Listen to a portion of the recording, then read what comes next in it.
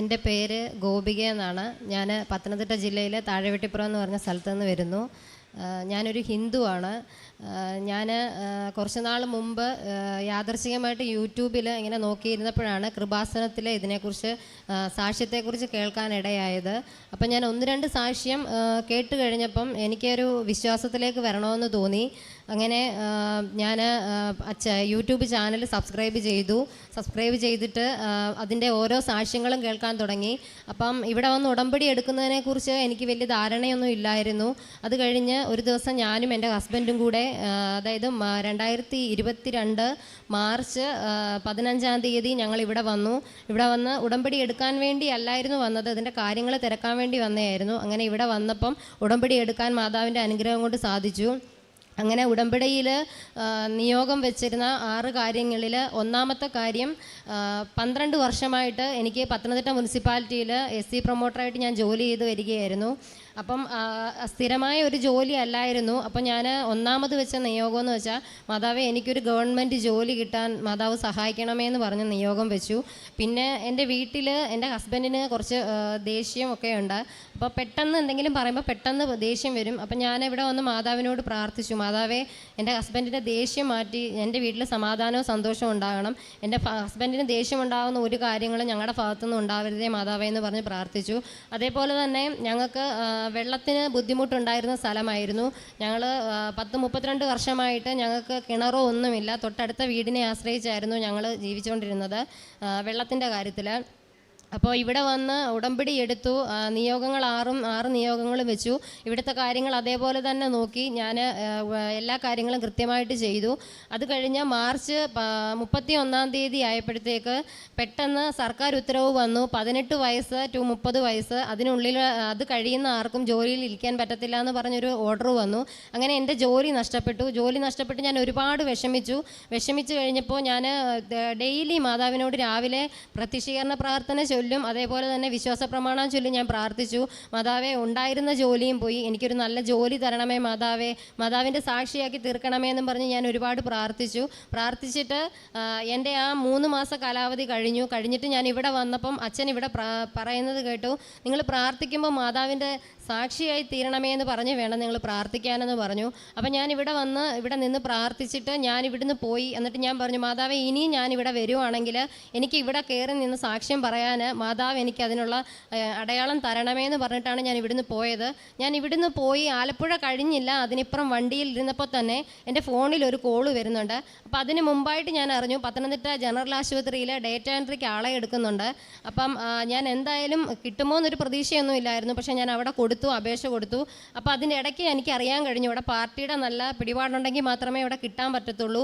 അപ്പം എനിക്ക് മുന്നേ ഉള്ള കുറേ ആൾക്കാർ അവിടെ അപേക്ഷയൊക്കെ കൊടുത്തിട്ടുണ്ട്, അവർക്ക് വേണ്ടിയിട്ടാണ് റെക്കമെൻഡേഷനൊക്കെ പോയേക്കുന്നതെന്ന് അറിഞ്ഞു. അപ്പോൾ എനിക്ക് വലിയ പ്രതീക്ഷയില്ലായിരുന്നു. എന്നിട്ടും ഞാനിവിടെ വന്ന് പ്രാർത്ഥിച്ചു. അപ്പം ഞാൻ വണ്ടി ഇരുന്നപ്പോൾ എന്നെ വിളിച്ച ആൾ പറഞ്ഞു, ഗോപികയുടെ പേര് പാർട്ടിയുടെ ഓഫീസിൽ നിന്നൊന്നും പോയിട്ടില്ല, അതുകൊണ്ട് ഗോപിക അത്യാവശ്യമായിട്ടും പിന്നെ ആരെങ്കിലും ചെന്ന് കണ്ടു പറഞ്ഞെങ്കിൽ മാത്രമേ ഗോപിക്ക് ജോലി കിട്ടത്തുള്ളൂ എന്ന് പറഞ്ഞു.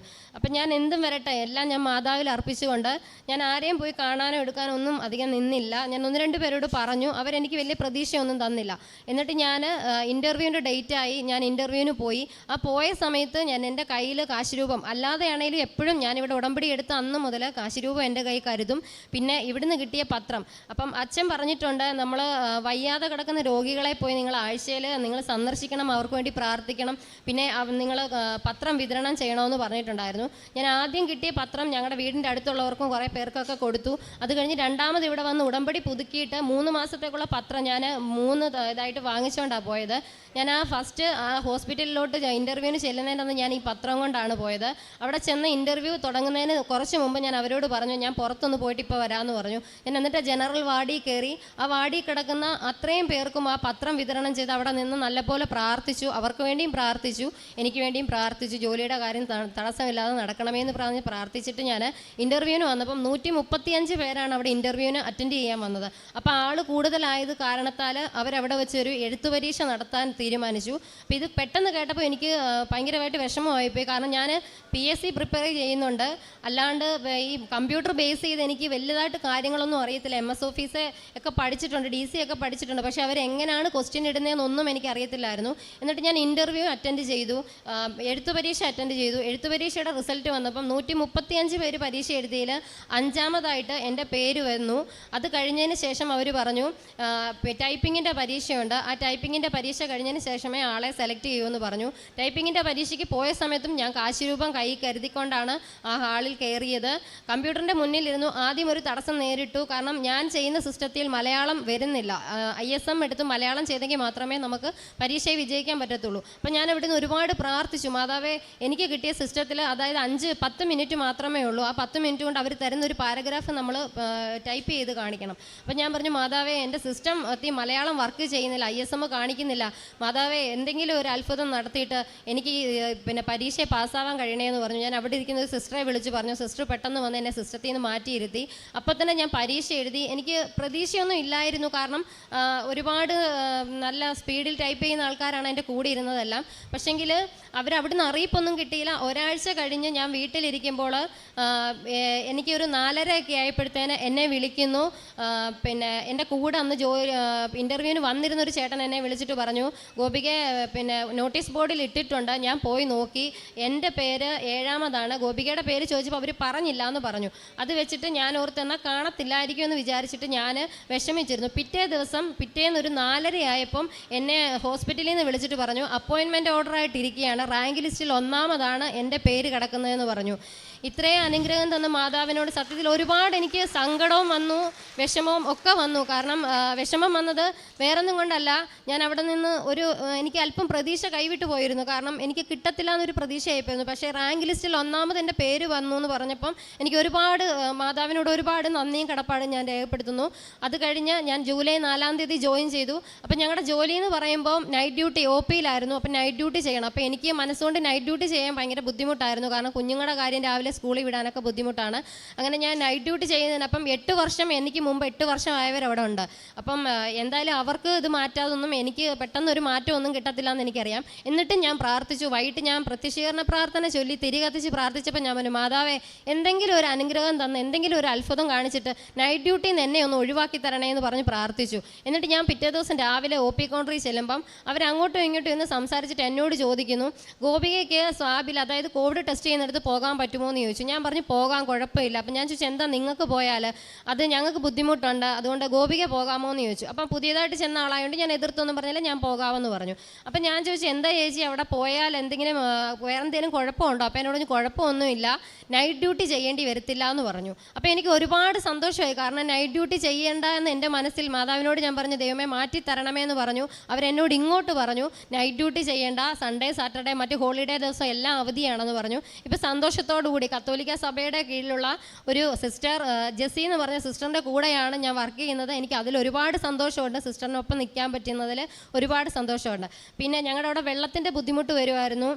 വർഷങ്ങളായിട്ട് ഞങ്ങൾ താമസിച്ച് ചെന്നിട്ട് ഞങ്ങൾക്കൊരു കുഴൽക്കിണർ അടിക്കാനുള്ള നിവൃത്തിയൊന്നും ഇല്ലായിരുന്നു. അപ്പം ഞാൻ ഇവിടെ വന്നിട്ട് ഞാൻ മാതാവിനോട് പ്രാർത്ഥിച്ചു, മാതാവേ ഞങ്ങൾക്ക് പൈസയുടെ കാര്യം ഒന്നും റെഡി ആയിട്ടില്ല, കുഴൽക്കിണർ അടിക്കണമെങ്കിൽ എങ്ങനെ പോയാലും 1 ലക്ഷം രൂപയിൽ കൂടുതലാവും. അപ്പോൾ അതുകൊണ്ട് മാതാവ് എന്തെങ്കിലും ഒരു ഇത് കാണിച്ച് ഞങ്ങൾക്ക് വെള്ളത്തിനുള്ള ബുദ്ധിമുട്ട് മാറ്റി തരണേ. ഉണക്ക് വരുമ്പം 10,000-7,000 രൂപ കൊടുത്തിട്ടാണ് ഞങ്ങൾ വെള്ളം ഇറക്കുന്നത്. അപ്പോൾ അതൊന്ന് മാറ്റി തരണേ എന്ന് പറഞ്ഞ് പ്രാർത്ഥിച്ചു. അതിൻ്റെ ഫലമായിട്ട് പെട്ടെന്ന് തന്നെ ഞങ്ങൾക്ക് കുഴൽക്കിണർ അടിക്കാനും കൊണ്ട് ഞങ്ങൾ തുടങ്ങി.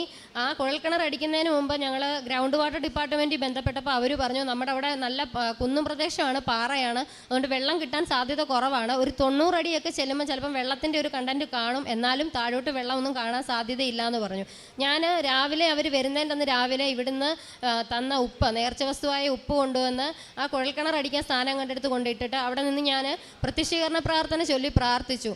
അത്ഭുതം എന്ന് പറയട്ടെ, കുഴൽക്കിണർ അടിച്ചു. 60 അടി ആയപ്പോഴത്തേക്ക് ഞങ്ങൾക്ക് വെള്ളം കിട്ടി. ഇപ്പം ഞങ്ങൾ 400 അടി അടിച്ചു. ഇപ്പം ഞങ്ങൾക്ക് നോക്കുമ്പോൾ തന്നെ വെള്ളം കിടക്കുന്ന കാണാം. ഇതുവരെ ഞങ്ങൾക്ക് വെള്ളത്തിന് ഒരു ബുദ്ധിമുട്ടും മാതാവിൻ്റെ അനുഗ്രഹം കൊണ്ട് ഉണ്ടാകാതെ, വെള്ളത്തിൻ്റെ ബുദ്ധിമുട്ടുണ്ടോ ഒന്നും ഉണ്ടായിട്ടില്ല. പിന്നീട് ഞാനിവിടെ നിയോഗത്തിൽ വെക്കാത്തൊരു കാര്യമായിരുന്നു. എൻ്റെ മാമൻ്റെ മോന് എന്നോട് ഇങ്ങോട്ട് പറഞ്ഞു, കൃപാസനത്തിൽ പോയെന്ന് പറഞ്ഞപ്പോൾ എന്നോട് പറഞ്ഞു, ചേച്ചിയുടെ മാതാവിന് ശക്തി ഉണ്ടെന്നല്ലേ പറഞ്ഞേ, അപ്പോൾ ചേച്ചി എനിക്ക് വേണ്ടിയിട്ടൊന്ന് പ്രാർത്ഥിക്കണം, എനിക്ക് നാട്ടിൽ നിൽക്കാൻ താല്പര്യമില്ല, എനിക്ക് പുറത്തു പോകണം. അവൻ പാസ്പോർട്ട് എടുത്തിട്ട് ഒന്നുമില്ല. എന്നിട്ട് ഞാൻ പറഞ്ഞു, ഞാൻ പ്രാർത്ഥിക്കാമെന്ന് പറഞ്ഞു. ഞാൻ പ്രാർത്ഥിച്ചു. പഠിച്ചു. അവനവിടെ മൗണ്ട് താബോർ സ്കൂളിൽ വർക്ക് ചെയ്യുമായിരുന്നു. അവിടുന്ന് എന്തൊക്കെ പറഞ്ഞിട്ട് അവൻ ആ സ്കൂളിൽ നിന്ന് ജോലി കളയത്തില്ലായിരുന്നു. അവസാനം അവർ തന്നെ ഇങ്ങോട്ട് പറഞ്ഞു. ഒരു ദിവസം താമസിച്ച് ചെന്നുകൊണ്ട് അവർ പറഞ്ഞു നീ വരണ്ടെന്ന് പറഞ്ഞു. അതിൻ്റെ പിറ്റേ ആഴ്ച തന്നെ അവന് പാസ്പോർട്ടിന് അപ്ലൈ ചെയ്ത് പാസ്പോർട്ട് കൈ കിട്ടിയതിൻ്റെ ഒരാഴ്ച കഴിഞ്ഞപ്പോൾ അവന് ജോലിയുടെ കാര്യവും റെഡിയായി. ഇപ്പോൾ ചൊവ്വാഴ്ച അവന് പിന്നെ ഗൾഫിലേക്ക് പോവുകയാണ്. പിന്നെ ഉള്ളതെന്ന് വെച്ച് കഴിഞ്ഞാൽ പിന്നെ ഉണ്ടായിരുന്ന ഒരു അത്ഭുതം എന്ന് പറഞ്ഞു കഴിഞ്ഞാൽ എൻ്റെ കുഞ്ഞുങ്ങളുടെ കാര്യത്തിൽ ഞാൻ ഇവിടെ വന്ന് ഒരുപാട് പ്രാർത്ഥിച്ചു. മാതാവേ, എൻ്റെ കുഞ്ഞുങ്ങൾ പഠിത്ത കാര്യത്തിൽ എൻ്റെ മോൻ നന്നായിട്ട് പഠിക്കുമായിരുന്നു. പിന്നെ കുറച്ച് നാൾ കഴിഞ്ഞപ്പോൾ അവന് പുറകിലോട്ട് പോയി. അപ്പോൾ ഞാൻ ഒരുപാട് പ്രാർത്ഥിച്ചു, മാതാവേ എൻ്റെ കുഞ്ഞിൻ്റെ വിദ്യാഭ്യാസ കാര്യത്തിൽ അവനെ മുന്നോട്ട് നടത്തണമെന്ന് പറഞ്ഞ് പ്രാർത്ഥിച്ചു. അവന് കഴിഞ്ഞ പരീക്ഷയിൽ അവൻ എന്നെ പേപ്പർ കൊണ്ടുവന്ന് കാണിച്ചു. അവൻ എഴുതിയ വിഷയത്തിനെല്ലാം അവൻ ജയിക്കുകയും ഫുൾ മാർക്ക് 3 വിഷയത്തിന് ഫുൾ മാർക്ക് അവന് കിട്ടുകയും ചെയ്തു. പിന്നെ സമയത്തിൻ്റെ പരിമിതി കൊണ്ട് എനിക്ക് എല്ലാ കാര്യമൊന്നും പറയാൻ പറ്റത്തില്ല. ചെറുതും വലുതുമായ ഒരുപാട് അനുഗ്രഹങ്ങൾ മാതാവിൻ്റെ മധ്യസ്ഥത്തിൽ എനിക്ക് ഉണ്ടായി. ഇത്രയും നല്ല രീതിയിൽ വിശ്വാസത്തിലേക്ക് വരുവാനും ഈ ഉടമ്പടി കൃത്യമായിട്ട് നടത്തുവാനും മാതാവിൻ്റെ ഇനി അങ്ങോട്ടുള്ള ജീവിതത്തിലും മാതാവിനെയും കർത്താവ് ഈശോ മിശിഹായെയും മുന്നിൽ നിർത്തി ജീവിക്കുവാൻ എന്നെ അനുഗ്രഹിക്കണമെന്ന് മാതാവിനോട് പ്രാർത്ഥിച്ചുകൊണ്ട് നിർത്തുന്നു.